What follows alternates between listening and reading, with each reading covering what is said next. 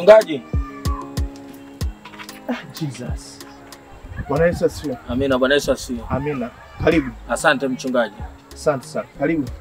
Mchungaji, jana nilikuwa nikisikia mahubiri ya pale mlipokuwa kwenye mkutano, nikaona pale kuokoka mbele za watu inaweza kasi, nikasema leo nikufuate nyumbani kwako na kuja kupokea uokovu.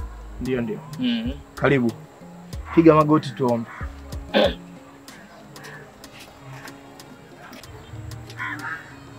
Bwana Yesu, asante kwa mbinguni, Jehova Bwana. Mtoto wako amekuja mbele zako Bwana. Anahitaji akakuone Bwana kuanzia saa hii Bwana. Anabadilisha yale maisha ya uchafu, uzizi, wizi, uongo. Anayakataa kwa mamlaka ya jina la Yesu. Amekuja kujikabidhi mikononi mwako Bwana, ukamtakase na kumbariki kwa mamlaka ya jina la Yesu. Mbadilishe kuwa mpya kuanzia sasa. Hata mimi namkabidhi mikononi mwako Bwana.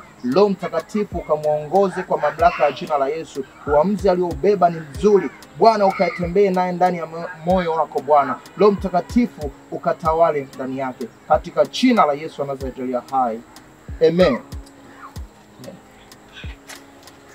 Kasa ratiba za ibada zipo kama kawaida. Kama nilivyowaambia kwenye mkutano, Jumatano saa 10 kamili tutakuwepo pale. Ijumaa tutakuwa na ibada pale saa 10, baada saa 10 hadi saa 12 kamili na nusu.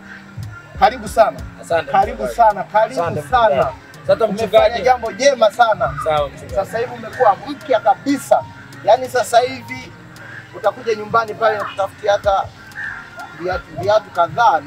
Nimefanya jambo la heri sana. Sasa hivi naamua kupita mtaa kwa mtaa kwa ajili ya kuhubiri injili. Safi kabisa. Na bango ili kuwaonesha watu madhambi yote ambayo niko nayatenda. Safi kabisa. Ubarikiwe sana. Asante, ubarikiwe sana. Asante. Nyinyi ndio vijana ambao tunataka muwe hivyo. Asante.